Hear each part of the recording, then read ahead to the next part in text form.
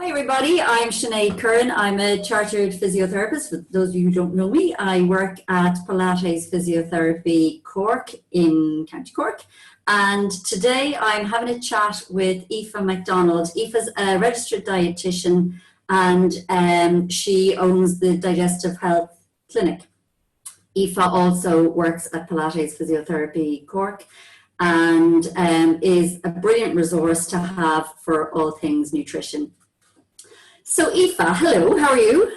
I'm great. It's lovely to see you on the screen at least. Like I was getting sick of seeing people on screens, but I know. That's our reality. We'll be nervous seeing people in person when it happens. You'll be like, oh my God. It'll be years before we give anyone a hug or a handshake. Yeah, I know. Anyway, it is what it is.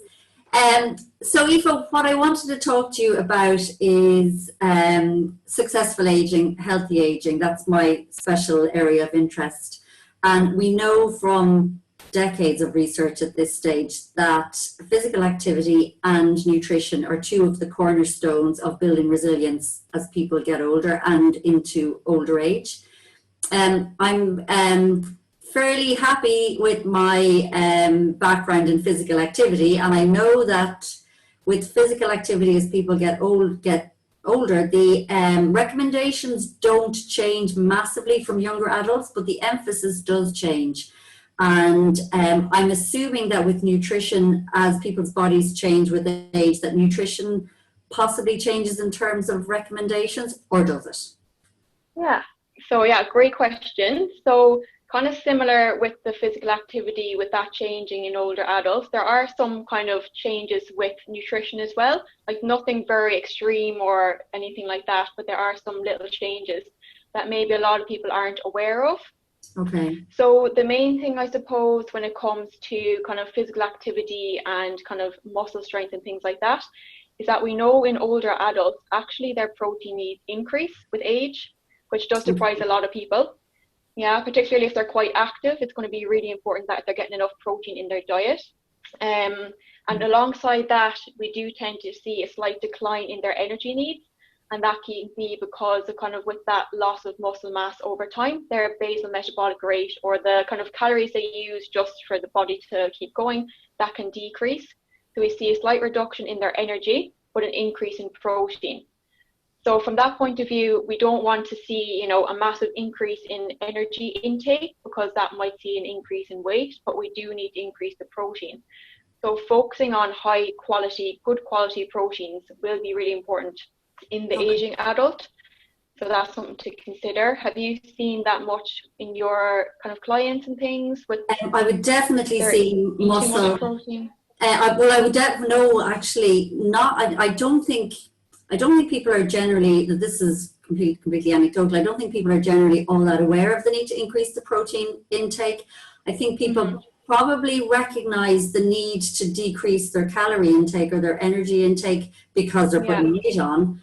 But then what I find, and again, purely anecdotal, what I find with people is then they diet. So they're telling me, I'm asking them about if they have a normal healthy diet, and they'll say, well, yes, but I'm doing Slimming World, or I'm doing some other particular type of diet because I've gained weight. Or else the other end of the spectrum, probably older adults again, their bodies are actually getting smaller, so they think they're losing weight, but it's probably muscle mass they're losing and not fat, and then they're trying to eat more fat to gain weight. So I think this kind of confusion, people aren't aware, and even as a physiotherapist, I wasn't all that aware of how the dietary intake should accommodate the process of aging, and that's why I really wanted to talk to you about it. Yeah. So protein will be important. Like, for example, for an adult, so a younger adult, the recommendation is 0.8 grams of protein for every kilogram of their weight. So that's for kind of quite sedentary. So not like, obviously an athlete will have quite a higher protein requirement. But then for the older adults, that kind of protein requirement increases up to 1 to 1.2 grams of protein per kilogram. So it's quite a bit more than even a younger adult. So I think if people are aware of that, they can focus more on including high quality proteins in their diet, and then potentially alongside exercise may actually reduce the loss of muscle mass as they age. It will have a lot of benefits, of course. And what would that look like? This is putting me on the spot now doing maths. For somebody who say a 60 kg woman, what would that amount of protein look like over the course of a day? Would it all be at dinner? Would you recommend it spread out during the day? Is it a lot of protein? Is it just an extra small piece of chicken? Or how does it look? Yeah, so basically what I always say to people is that with protein, so obviously your muscles are live tissues, as with your bones, they're live tissues. So they need to have kind of a constant supply of the nutrients they need to rebuild or replenish themselves. So when it comes to protein, instead of kind of having it all in the evening meal, which a lot of people do, you know, they have their meat or something in the evening, they're getting plenty of protein. But where they're missing out on the protein is that kind of their early meals in the day and also their snacks and things. And that's normally where people are missing out, and they could do with a bit of kind of dietary manipulation to get that extra protein in at their other meals. And we know as well with protein, like if your body can only kind of utilize and kind of absorb a certain amount of protein at a time. So if you're having like a really, really large amount of protein at dinner time, you're probably not going to be absorbing all that protein. So any excess protein, you'll basically just weed out. So that's why it's important that at every meal you're including a good source of protein and your snacks as well. And we know of all the macronutrients, so macronutrients is going to be your carbohydrates, your protein and your fat. That protein is a macronutrient that keeps you feeling fuller for longer. So if you're lacking protein, you may be more likely to overeat because you're not really getting that satiating effect from the protein. So in terms of your meals, many people might have, a scone or something, or some toast, just some plain toast with butter. There's not really going to be much protein in that. So it's looking at adding some protein into that meal, whether it be things like egg or yogurt or nuts or even seeds are a good source of protein as well. Same at lunchtime, aiming to get a good source of protein in there, whether it's, a tin of tuna, even things like legumes, which maybe a lot of older adults aren't that familiar with. So things like chickpeas and lentils and beans, they're all great sources of protein as well, so including them. Also dairy products, so they have the added benefit of having lots of calcium in them as well. So generally for older adults, we'd say to include kind of 2 to 3 portions of dairy every day. And that's kind of from a calcium point of view, but as well, they're nutritious in terms of their protein content. So if you're going to be having, something like a yogurt or a glass of milk or some cheese as one of your snacks in the day, then that will ensure you're getting, a good source of protein in there as well. And then in the evenings, people are pretty good for getting in their protein. So continuing with their meat or their fish or kind of vegetarian sources of protein at their evening meal, and kind of doing that and making sure, if someone's looking at their meal, they're not really sure if they're having much protein, just thinking about their meals individually and thinking, am I actually having any protein in that meal, particularly at breakfast, is where people tend to miss out. So looking at it that way is kind of the easiest way. And you are giving people permission to snack, even if we're trying to decrease energy intake. Yeah, people often ask about snacks, but what we say, like as I said with the protein, it's good to combine like a carbohydrate and a protein with your snacks. So you're going to get the carbohydrate, which is going to give you that kind of energy that you need in terms of kind of the glucose from the carbohydrate when your body breaks it down, and then the protein is going to give you that satiating effect where you're feeling full. So having snacks that combine a bit of carbohydrate and a bit of protein are probably the best things to keep you feeling full. Okay. So really then, are you potentially having protein 4 to 5 times a day rather than just that one evening meal? You're trying to get it in 4 to 5 times a day, essentially. Okay, that's really good to know. Yeah. That's really good to know. And you mentioned a whole variety of different types of foods there, including vegetarian protein options. Is there a reliable website that people could go to if they want to get more information about what foods contain decent protein levels? Would the Irish Nutrition and Dietetics Institute, with their website, have that information?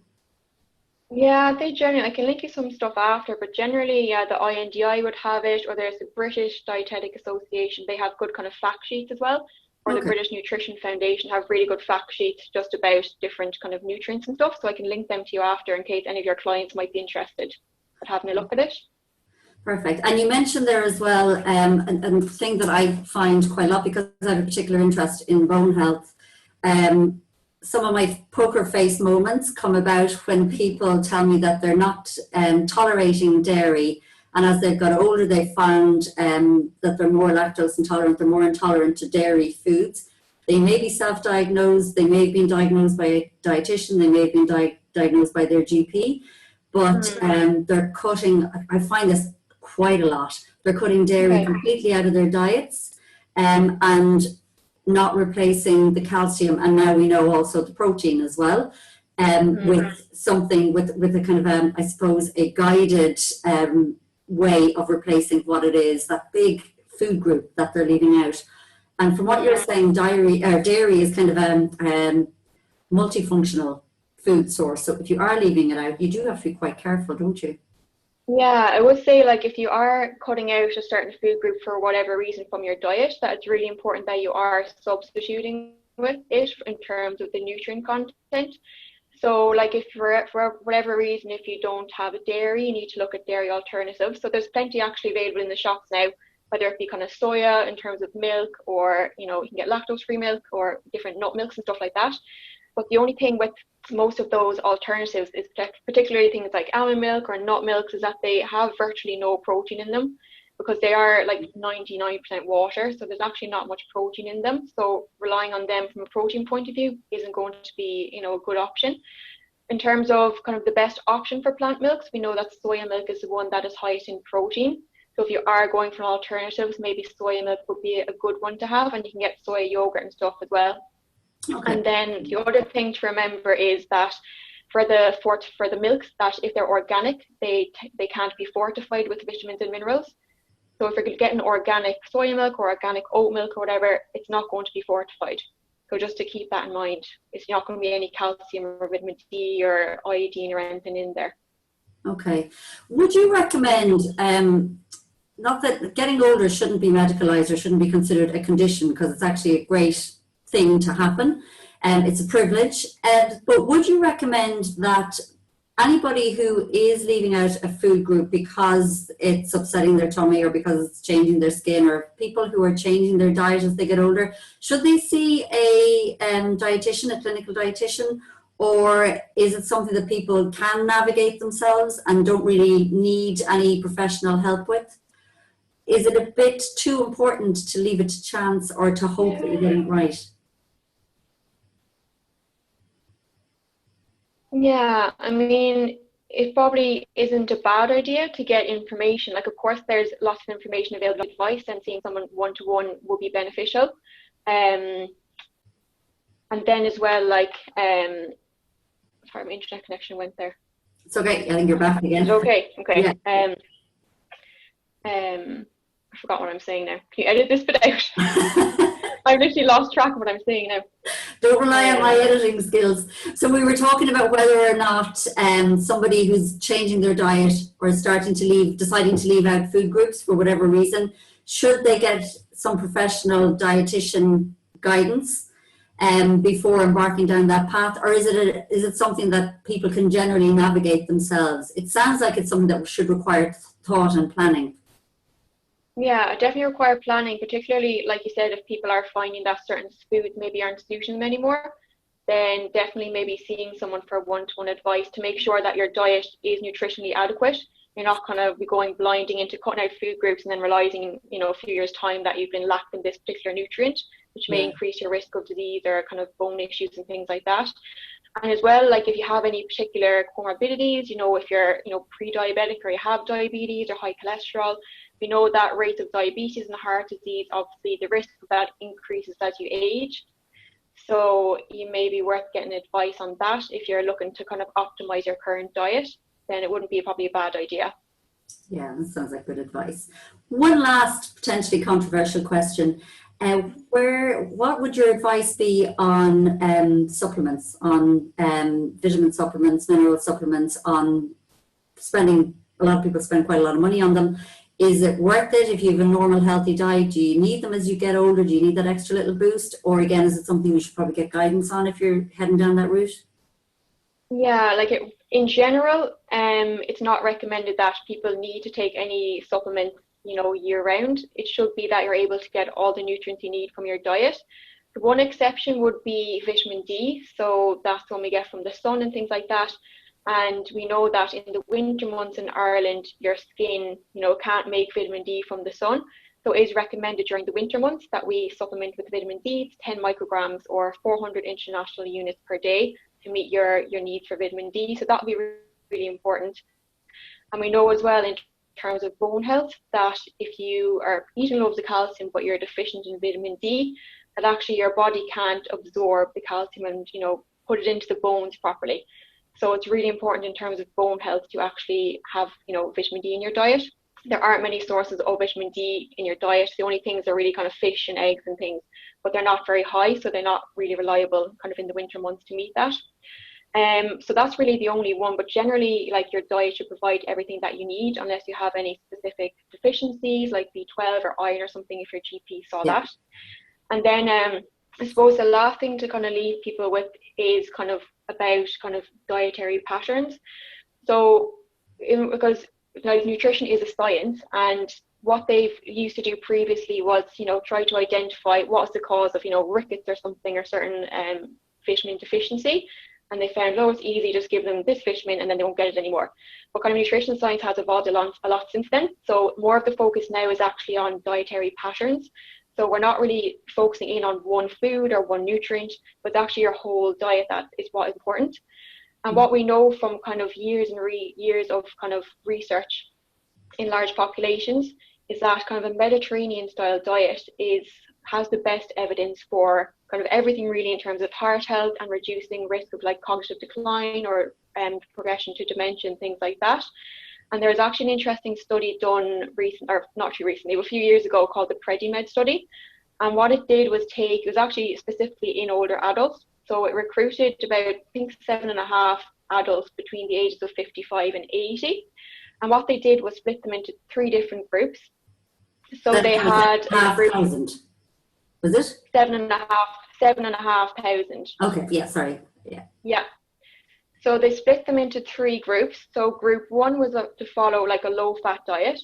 The second group was following a Mediterranean diet with the addition of 50 grams of olive oil. And then the third group was following a Mediterranean diet with the addition of 30 grams of nuts every day. And they're kind of doing this study to see would it have an effect on kind of the risk of cardiac events in the years following. And what they actually found was that after 5 years, they actually had to stop the study because the benefit of the Mediterranean diet was so significant that it was unethical to continue it. So what they found that is in the low-fat group, that there was a 30% higher incidence of heart attacks in that group over the 5-year period compared to those in either of the Mediterranean style groups. And also in the Mediterranean group, they had lower kind of risk of diabetes, progression of dementia, all those kind of things. So we know that kind of dietary pattern is very, very good. So it's kind of based on having the healthy types of fats. So things like from your fish, your olive oil, your nuts, your seeds, things like avocados. So if people are kind of looking for benefits, then this is probably the best kind of one to go for in general, because people often are kind of afraid of fat and things. So years ago, it was like everyone on low fat, cutting out fat from everything. But we know that all fat isn't the same, just as all carbohydrates aren't the same. It's the quality of them that's important. So focusing on including kind of more healthy fat, so fish and things like nuts and seeds as well. Like a lot of people in Ireland don't eat fish. So that may be something people may need to supplement with actually is omega-3s if they don't eat fish like on a weekly basis, like oily fish, salmon, mackerel, sardines, that kind of thing. Okay, so just omega-3s and then vitamin D and anything prescribed by your doctor is basically once you have a healthy diet is all you need to be taking. That's brilliant.